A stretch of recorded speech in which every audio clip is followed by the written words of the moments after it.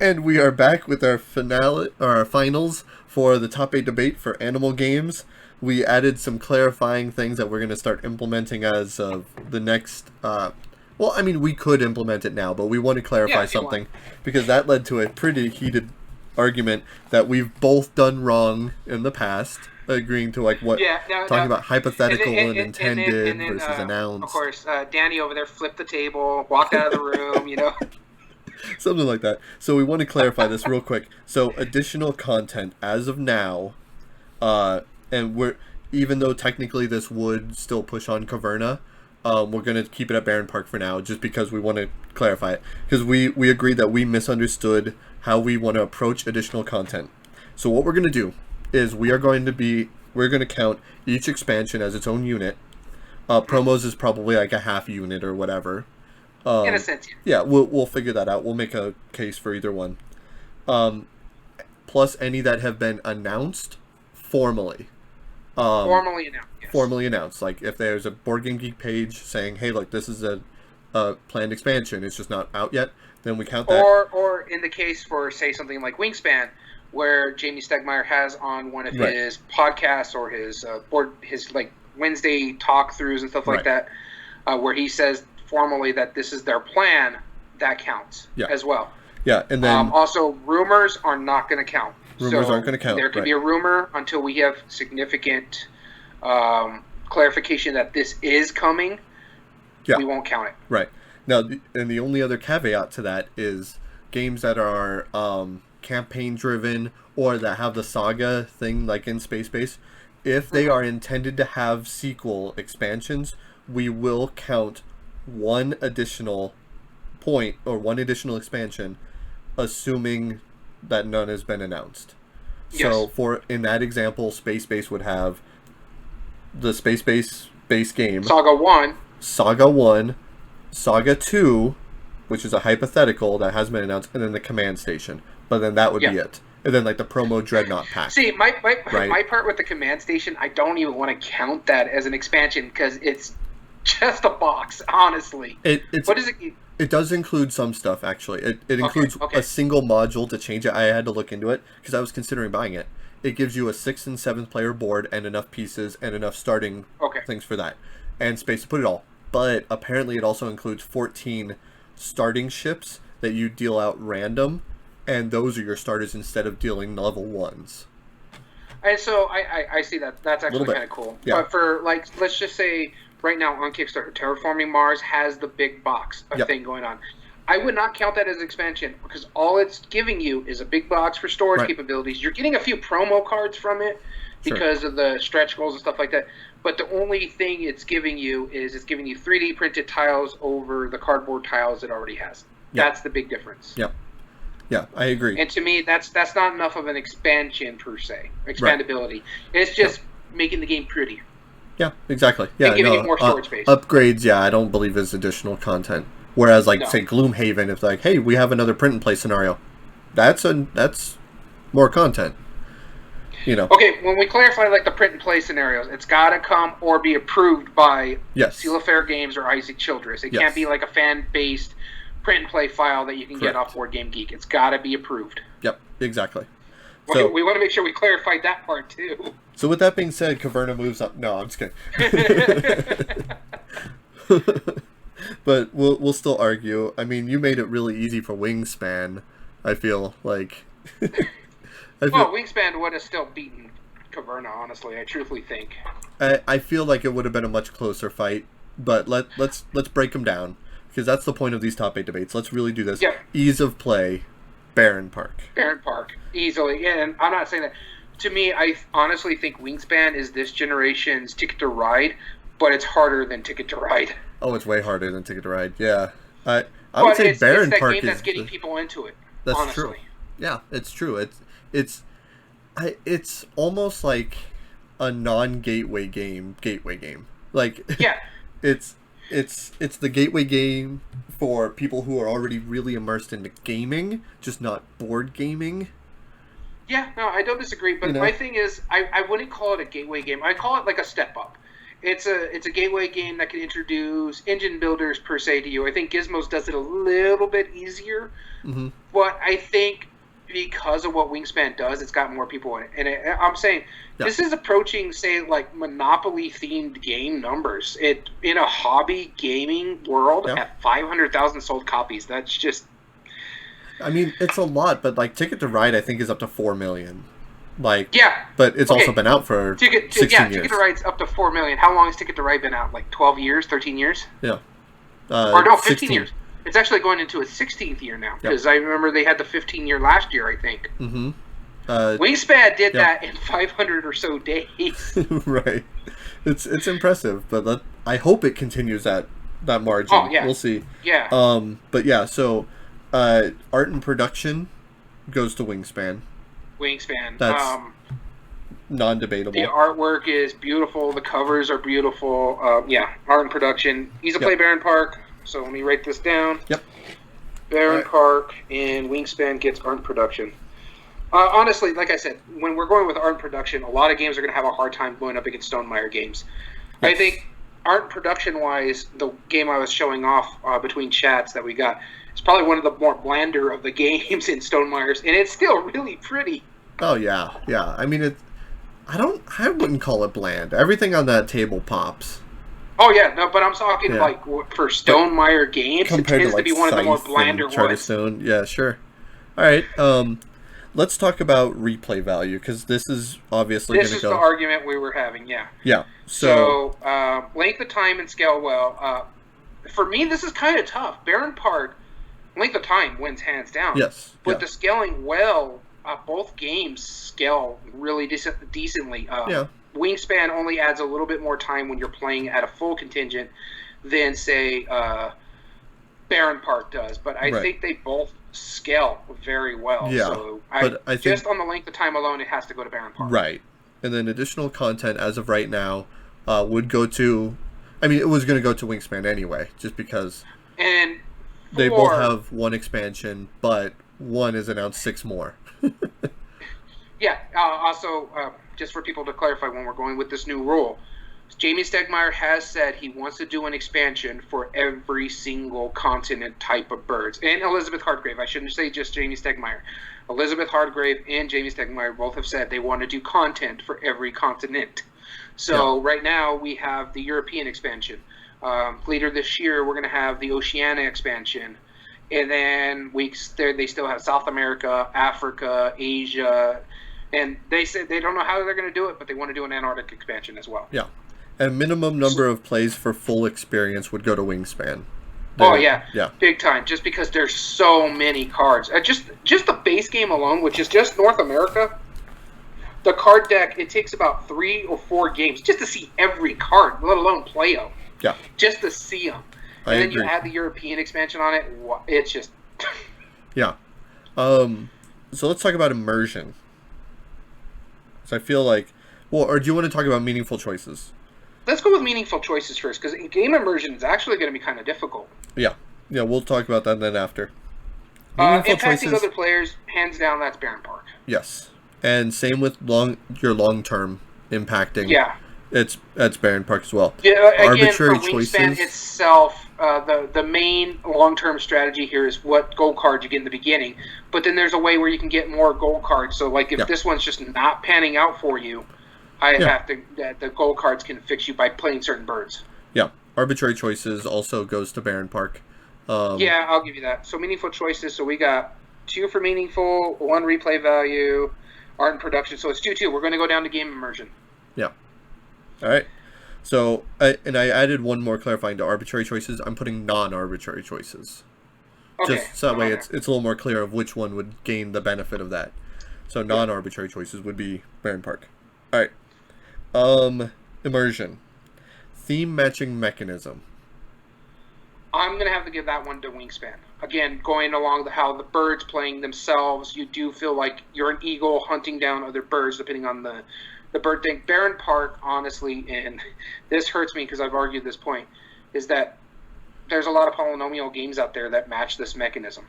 Yeah, I don't feel like the fact that their polyomino tiles make sense per different breeds of bears and stuff like that. It's just the puzzle aspect of it. But I mean, Patchwork does that same puzzle aspect. Isle of Cats does that same kind of thing. So, but I feel both of those make more sense because, like, in Patchwork, you're actually making a patch quilt, and so the weird patches make sense. And then cats are liquid, so like, I mean, you meld them to whatever container like you need to, and then they're gonna make their own shape however they want. As much as I dislike cats, I think the polyominoes make sense than any other animal. Yeah, so theme matching mechanism here, I have to give it to Wingspan, just again because of the bird cards. The bird cards feel so thematic. Right. Now, player interaction. I'll give to Baron Park. That is Baron Park. Going along the lines because you take that gold card over somebody, it hurts a lot more than saying taking a certain bird because, well, you know, there's other birds in there that I can match. So now, let's talk about memorable moments. Because you said it before that Baron Park, this is what put Phil Walker Harding on the map for you. Yeah. There's not really, as far as the game itself goes, there's not really any stand-up moments for either of them, really. Yeah, I don't disagree with that aspect, but along the lines of Phil Walker Harding, Wingspan is what put Elizabeth Hargrave on my map. I want to pick up Tussie Mussy. I talked about it last week during AEG. One of my honorable mentions isn't a game that's even out yet, but I've heard great things. And Jamie Stegmaier even said it's a beautiful, great, fun game.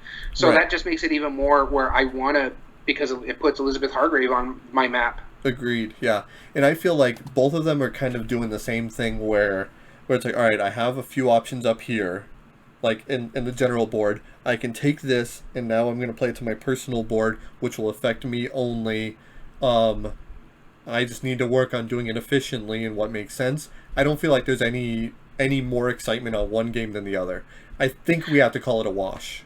Yeah, I'll give you the wash. I do have to say, though, with the memorable moments itself, is that where in Baron Park you have to kind of pay attention to other players, there are certain cards in Wingspan that you must pay attention to other players because you get a bonus if they do something. So if like someone successfully hunts, I got to pay attention to that because I want to be able to tuck something too. Or if someone's able to get a fish, I get a fish. That kind of stuff. Well, that's player interaction, right? Yeah, that's a good point. In a sense, but I also think it causes memorable moments because you got to pay attention to someone else. Ooh, come on, roll, because you want them to roll the good dice. Yeah. You want them to successfully hunt for you can tuck cards too. Now everyone gets to do this. Ha! Yeah, or okay, so I'm on this bird, so I get to take this off the bird for you. And there's one card that I really love in this, and I forgot to mention this, is there's a bird in there that says, hey, everybody can take one from the feeder. The person who has this bird can decide who takes something from this feeder. So you can even set it up where it's like, okay, there's 3 things in the pieces. I kind of want to be the third person. This way I can re-roll the dice. Yeah. And so you're going to start. You're going to take the first thing out of the feeder. Okay, they took that one. Now you're going to take the third one out of the feeder. Great. Now I'm going to roll these dice. This way I can try to get what I need out of the feeder. Yeah. I love that card. I feel like that would almost be the same as like if I look over at your board and you have one space left and it's like a perfect like S shape and I reach over and grab that one last tile and just smirk as I'm pulling it towards me. Like not need, I feel like that's similar. Yeah. So for me, like I said, I don't disagree with you. It's a wash, honestly, on that aspect of it. I just wanted to talk about memorable moments I remember from this game, like that one bird. Ooh, you know what? You're going to start this because I want to re-roll those dice. Hopefully I can get the fish I need. Yeah. Or there's one fish in there. I'm going to start this. I'm going to take that fish because I know you need that fish and I need that fish. I'm going to make sure I get that fish. Yeah. Yeah, I wonder if that dice rolling alone is enough to push Wingspan over. Like, I mean, like, everybody is kind of invested into what happens. And then, like, if you're rolling, how many dice are there in the game? There's 6? 5, if I remember correctly. Yeah, so let's say it's like, all right, all I need is a mouse. Boom, and they're all fish. That's even exciting, if they're all fish, because they're all one same face, you get to re-roll all 5 of those dice if you want to. Oh, they're all fish, wheat, and berries. Yeah, like everything you don't need. Yeah. Son of a... Yeah. Oh, and again, for me, it goes along that memorable moment too. When someone rolls 5 of the same type, you hear everybody at the table say another game. Yahtzee! Okay. All right, then I think just because of that alone, yeah. I don't disagree with you, but it's because that dice really do push things when you have stuff like that going on the table. So then let's give it to Wingspan then. Oof. That was honestly, a hard fought battle. Okay, we'll just do this real quick for argument's sake, just for people even at if home. it was a against wash. Caverna. Yep. Huh? Yeah, against Caverna. Ease of play, Wingspan beats Caverna on ease of play. Yeah. As far as just like how much you have to take in, Yeah. Okay. So and the reason why I'm going to say this, and just simple enough. Once you go maybe 1 or 2 turns in Wingspan, especially if, like, I like to do when we do a 6-player game and there's just new people, I want to put the 2 new people at the back end of the turn order. Yeah. This way they can see a couple turns beforehand. When you're going into Caverna, there's a lot being thrown at people. That's true. And so even with me, who is a gamer, who knows gaming, I got lost in Caverna because there's so much being thrown at you. Okay, yeah, I don't disagree with that. It would have been the worker placement is its only real benefit, because that's a really simple idea. Put a dude down, you get what it is. So replay value would be a tough one for that one. I think I would probably give the edge to Caverna the minimum number of plays for the full experience. Yeah. Because, again, we've talked about the expandability as our new rule as of right now. Yeah. We know for a fact that there's supposed to be at minimum 6 more, including 1 fully announced expansion for Wingspan. But there's already 6 for Caverna. Yeah. Yeah. So, again, I would give that one to Caverna. Meaningful choices. Right. That one's kind of a wash for me. That would have been a wash. I would give it to Caverna just because there's a little bit more. But game immersion, I'll give it that to Wingspan because the theme. Agreed. The big part of me for that is the birds. The birds do match the way they work, and it feels thematic when they're hunting, or have a buzzer, and you're like, "Did you successfully hunt? Cool, sweet. I get to put something under here because I'm carrying eater." Well, but I mean, like, also the way everything works, like, you have to really get like good things. You have to build up your weapon to go traveling. You have to build the farms and the way that the crops pop up versus how the animals breed. Those are very different. I feel like that's pretty immersive, but I do agree with that. The theme. The way that the individual birds work, each very akin to what they are. It's barely. I believe there is more interacting with other players in Caverna, just because of the worker placement part. But again, the dice can all cause a lot of interaction. Some of those cards can cause player interactions. But memorable moments. I'm going to have to give this to Wingspan, honestly. Agreed. And art and production. I am not voting against Stonemaier when it comes to art and production. They go over the top on their games. If only they didn't have discs for workers. And that's a big thing for Caverna. It is discs. It's not actual workers. They even but they only have cubes for the action markers. Yeah, cubes for the action markers. Yeah. But if that's just your one argument, then you got the eggs. Then you got the birdhouse that fits thematically. The wooden dice. And then you have anime poles. And then, it would have been close. But I do agree. I think Wingspan functionally would be better. For animals, I say Wingspan is the winner here for animal games.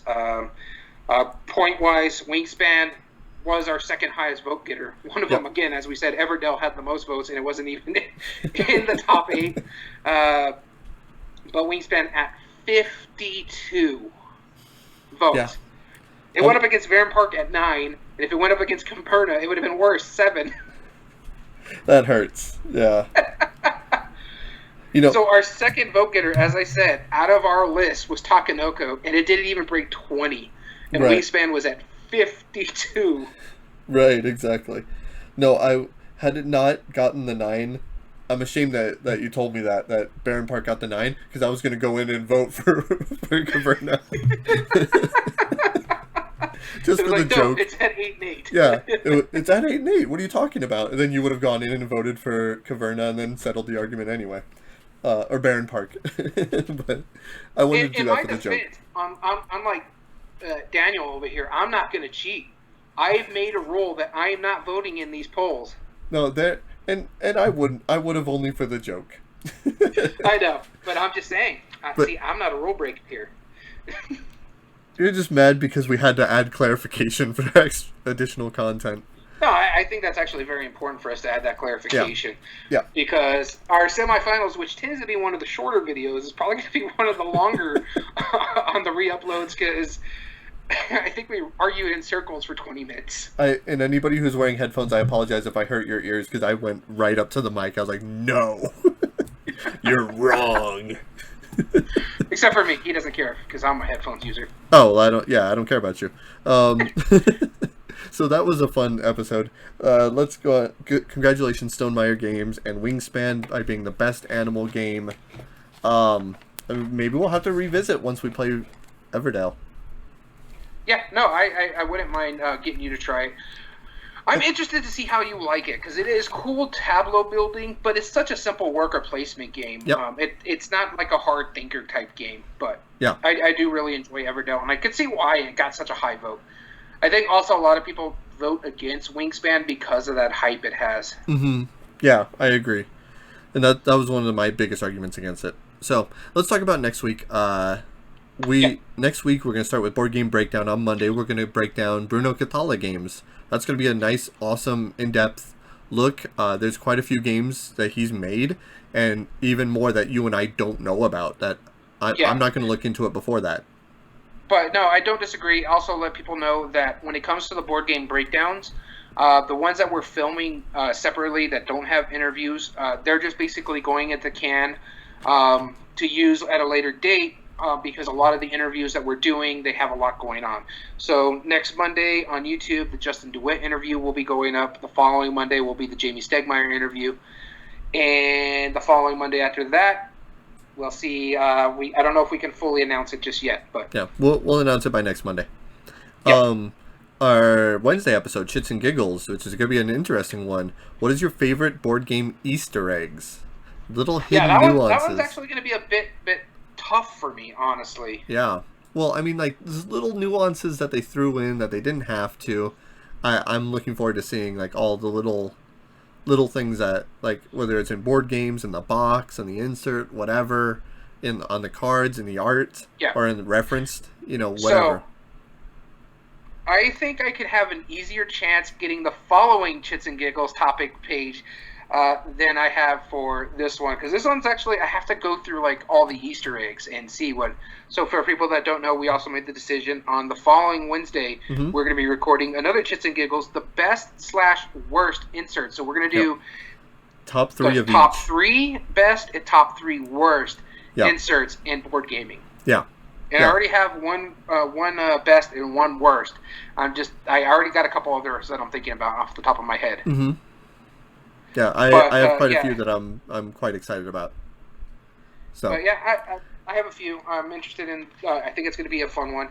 And stay with us as we decide what the next top 8 debate is going to be for Friday. Yep. And if you'd like to watch us live and join in on the conversation like some of our viewers do, join us at twitch.tv/everydayboardgames. You can also find us, the re-uploads of these, again, as I said, on YouTube. It's Everyday Board Games 2020, a space between the 2020 on YouTube, as well as the audio version of these podcasts are re-uploaded on Podbean at Everyday Board Games Podcast. Yeah. So, with that being said, thank you for tuning in to Top 8 Debate and Everyday Board Games. I've been Daniel. And Daniel. And thank you for tuning in. Have a good one.